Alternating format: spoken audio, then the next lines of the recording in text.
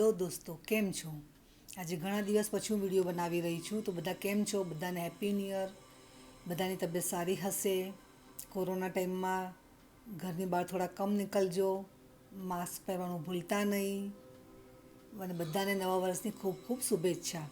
આજે આપણે વાત કરીશું વાસ્તુ દોષ વિશે. વાસ્તુ દોષને લીધે ઘરમાં ફાઇનાન્શિયલ તકલીફ આવતી હોય છે, રિલેશનશિપમાં પ્રોબ્લેમ આવતા હોય છે, હેલ્થ પ્રોબ્લેમ આવતા હોય છે. તો વાસ્તુવાળાને આપણે જ્યારે બોલાવતા હોઈએ છીએ ત્યારે એ લોકોનો ઘણો ચાર્જ હોય છે. એને એક ઘણાને પોસાતું નથી હોતું અને એને કારણે લોકો વાસ્તુ દોષની તકલીફમાં જીવતા હોય છે.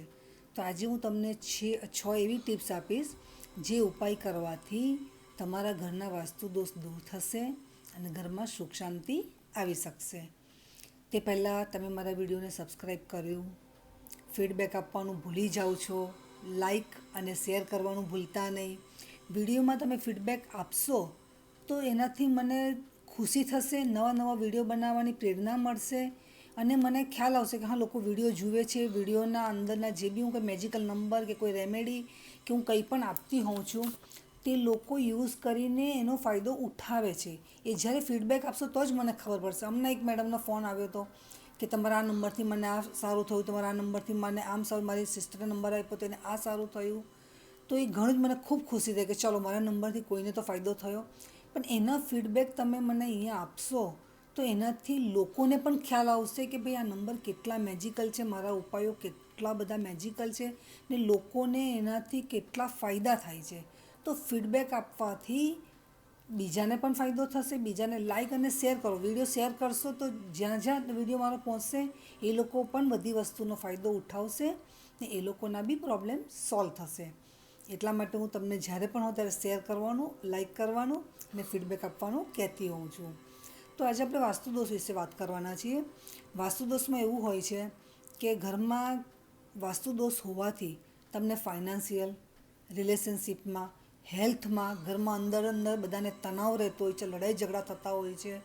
તો એ બધું ન થાય તો આપણે જાતે જ ખુદ જ એ બધા ઉપાય કરીને વાસ્તુદોષ અગર દૂર કરી દઈએ તો ઘરમાં પોઝિટિવિટી આવશે, સુખ શાંતિ આવશે અને બધા જ ખૂબ જ હેપ્પી રહેશે. તો સૌથી પહેલાં આપણે સ્ટાર્ટ કરીશું મેઇન ગેટથી. મેઇન એન્ટ્રન્સમાં તમે એક સ્વસ્તિક અને એક ઓમનું સ્ટીકર યા તો જો મેટલના આવે છે તે તમે કોઈ પણ લગાવી શકો છો. કોઈ સારું તોરણ લગાવી શકો છો. રોજ ત્યાં સાથીઓ સ્વસ્તિક અને ઓમનું ચિહ્ન કંકુ અને એનાથી બનાવી શકો છો. હલ્દી કંકુનું મિક્સ કરીને પણ તમે બનાવી શકો છો. લાઇટ લગાવી શકો છો. સાંજના ડેલી ત્યાં લાઇટ ચાલુ રાખવી જોઈએ. સંધ્યાકાળ થાય ત્યારે તમારે લાઇટ કરી દેવી જોઈએ. એનાથી મેઇન ગેટમાં પોઝિટિવિટી આવી જશે, લક્ષ્મીજીનું આગમન થશે અને ઘરમાં સુખ શાંતિ આવશે. મેઇન ગેટ ઘણાના ઘરે ક્યાં શું હોય છે કે બહારના ભાગમાં ખૂબ ચંપલોનો ફેલાવો હોય છે. ઘણા કચરો લેવા માટે બહારથી આવતા હોય તો પહેલેથી કચરાની ડોલ બહાર મૂકી દીધી હોય છે. તો એ બધું નેગેટિવિટી લાવતું છે. તમારો મેઇન ગેટ જેટલો પોઝિટિવ, મેઇન ગેટમાં જેટલું સ્વચ્છતા, મેઇન ગેટ જેટલો ડેકોરેટ કરેલો હશે એટલું તમારા ઘરમાં પોઝિટિવિટી આવશે, સુખ શાંતિ આવશે, પૈસા આવશે અને મેઇન તો ઘરમાં તણાવ ને બધું બંધ થઈ જશે. તો આ રીતે તમે મેઇન ગેટને તમે શણગારી શકો છો. હવે આપણે વાત કરીશું કે જ્યારે રસોડામાં તમે લોકો કિચન ઘણાનું રાઈટ સાઈડમાં નથી હોતું તો તેને લીધે પણ પ્રોબ્લેમ આવતા હોય છે. તો આજે આપણે કિચન વિશે પણ વાત કરીશું કે કિચનમાં એવું શું કરવું જોઈએ કે જેનાથી કિચનના જે વાસ્તુદોષ છે તે દૂર થઈ જાય. આજે હું નોટ્સ બનાવીને બેઠી છું કારણ કે દિશા કોઈ ગલત બોલાઈ જાય તો તેનો ફાયદો ન મળે એટલે મેં આખી નોટ રેડી કરી છે અને હું તમને એમાંથી જોઈને બધું કહીશ. તો હવે આપણે વાત કરીશું કે નોર્થ ઇસ્ટ, જ્યારે ઘરમાં નોર્થ ઇસ્ટ કોર્નર હોય છે, નોર્થ ઇસ્ટ મતલબ ઉત્તર ને પૂર્વ, ઈશાન કોણ જેમાં આપણે મંદિર રાખતા હોઈએ છીએ પૂજા કરવા. તો નોર્થ ઇસ્ટ ઈશાન કોણને પણ આપણે સાફ સુથરો રાખવો જોઈએ, ત્યાં મંદિર રાખવું જોઈએ. નોર્થ ઇસ્ટને તમે સાફ સુથરો રાખશો અને ઈશાન કોણ છે મતલબ ભગવાનનો છે, કુબેરની દિશા છે, એ જેટલી સાફ સુથરી હશે, એ જેટલી હલકી હશે. ઘણા ત્યાં ખૂબ સામાન ભરી દેતા હોય છે તો ત્યાં સામાન બી થોડો હલકો રાખો. ત્યાં એક લાઇટ રાખો. એ બધું રાખવાથી ઘરમાં આવતા વિઘ્ન દૂર થશે અને એ વિઘ્ન દૂર કરવા માટે આપણે શું કરવું પડશે? ગણેશજીની મૂર્તિ લગાવવી પડશે. નોર્થ ઇસ્ટમાં મતલબ ઉત્તર પૂર્વમાં ઈશાન કોણમાં ગણેશજીની મૂર્તિ રાખવાથી લાઈફમાં ઘરમાં આવતા બધા જ વિઘ્ન દૂર થઈ જતા હોય છે.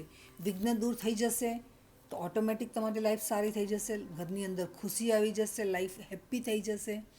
એ જ રીતે પૂર્વ દિશામાં સૂરજ ઉગે છે, આપણે સૂરજને જલ ચઢાવતા જોઈએ છે, પણ પૂર્વ દિશામાં એક મેટલનું યા તો ઉગતા સૂરજનું પિક્ચર તમારે લગાડી દેવાનું છે.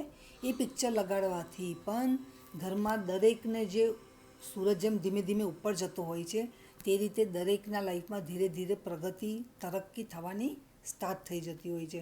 તો ઉગતા સૂરજનું પિક્ચર લગાવવાથી ધંધા રોજગારમાં ગ્રોથ આવશે, નોકરી કરતા હશે તો પ્રમોશન મળશે, બિઝનેસ બરાબર ન ચાલતો હોય તો તેનામાં પણ ગ્રોથ આવશે. તો ઉગતા સૂરજનું પિક્ચર ઈસ્ટમાં મતલબ પૂર્વ દિશાની વોલ પર લગાડવાથી ઘરની અંદર આવતું સુખ શાંતિ તમને થઈ જશે. હવે ઘણી વખત કિચન દોષને લીધે તમારા ઘરમાં પૈસા આવતા નથી.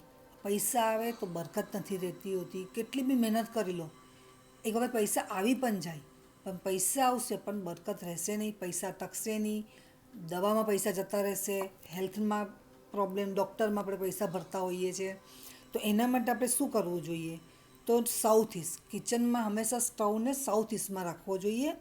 તો સાઉથ ઇસ્ટમાં કિચનનો સ્ટવ રાખવાથી ત્યાં તેનો દોષ દૂર થઈ જતો હોય છે. કિચન તો તોડી શકવાના નથી, તો જે ગેસનો ચૂલો છે એને તમારે સાઉથ ઇસ્ટમાં પ્લેસ કરી દેવાનો છે. સાઉથ ઇસ્ટમાં પ્લેસ કરવાથી એનો દોષ કમ થઈ જશે, દૂર થઈ જશે. તો આ રીતે કરશો તો પૈસા આવવાના સ્ટાર્ટ થઈ જશે, બિઝનેસમાં ગ્રોથ થશે એટલે ઓટોમેટિક પૈસા આવશે તો બરકત પણ રહેવાની સ્ટાર્ટ થઈ જશે. હવે રિલેશનશિપના પ્રોબ્લેમ આવતા, વાસ્તુ દોષને લીધે રિલેશનશિપમાં બી ઘણા પ્રોબ્લેમ આવતા હોય છે. તો રિલેશનશિપમાં ઘરમાં પછી રિલેશનશિપ હસબન્ડ વાઈફની હોય એવું જરૂરી નથી.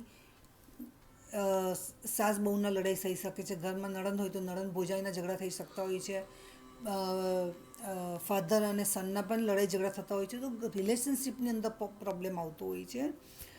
તો અગર હસબન્ડ વાઈફનું આપણે જોઈશું મેઇન તો હસબન્ડ વાઈફની લાઈફની અંદર નાની નાની બાબતમાં લડાઈ થતી હોય છે. હસબન્ડ સાંભળતા નથી હોતા, ઘણી વાઈફના મારી પાસે ફોન આવે છે કે બધી રીતે સારું છે પણ હસબન્ડ બિલકુલ સાંભળતા નથી મારું. તો હસબન્ડ વાઈફના રિલેશન તમે સારા કરવા હોય તો બેડરૂમમાં સાઉથ વેસ્ટને આપણે સરસ બનાવવું પડશે.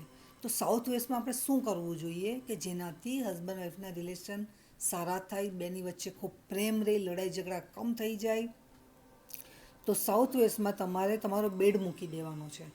બેડની જે દિશા છે તેને સાઉથ વેસ્ટમાં લગાડવાની છે ને સાઉથ વેસ્ટમાં લગાડવાની, અને તમારું જે સૂવાનું માથું, તમે સૂવો ત્યારે જે માથું છે તે તમારું સાઉથમાં રહેવું જોઈએ. સાઉથ વેસ્ટમાં બેડ લગાવી દીધો અને તમારે સૂવાની જે પોઝિશન છે, તમારો જે પીલો છે તે તમારે સાઉથમાં રહે એ રીતે રાખવાનો છે. તો તમને રિલેશનશિપમાં પણ ઘણો જ ફાયદો થશે. તો આ રીતે તમે ઉપાયો નાના છે, કોઈ વાસ્તુ દોષમાં કોઈ ખર્ચો નથી, અને તમે આ ઉપાય કરવાથી બેડરૂમમાં તમે એક ડક હોય છે, ડકની જોડી હોય છે, રોઝ ક્વાર્ટઝ ક્રિસ્ટલમાં પણ આવે છે, એ મૂકવાથી પણ તમને ફાયદો થશે. હું કહેવાનું ભૂલી ગઈ, સોરી. તો આ રીતે તમે કરશો, બેડની દિશા બદલશો, પિંક કલરની બેડશીટ લગાવો તો પણ તમને એનાથી પણ ફાયદો થશે. ડકનું તમે જે કપલમાં આવે છે તે તમે લગાવો, એને જોડીમાં લગાવો તો એનાથી પણ તમને ફાયદો થશે. તો આવા નાના ઉપાય કરવાથી ઘરનો વાસ્તુ દોષ તમારો દૂર થશે અને ઘરમાં સુખ શાંતિ આવશે, નેગેટિવિટી દૂર થઈ જશે, પૈસા બચવાના સ્ટાર્ટ થઈ જશે અને બધું જ હેપ્પી થઈ જશે. વિડીયો ગમે તો લાઈક અને શેર કરજો, બધાને હેલ્પ થાય એટલે હું લાઈક શેરનું કહેતી હોઉં છું. ફીડબેક આપવાનું ભૂલતા નહીં બિલકુલ બી. કોઈ બી ઇંગ્લિશમાં, ગુજરાતીમાં, હિન્દીમાં તમારે જેમાં ફીડબેક આપવો હોય તમે આપી શકો છો. Thank you very much.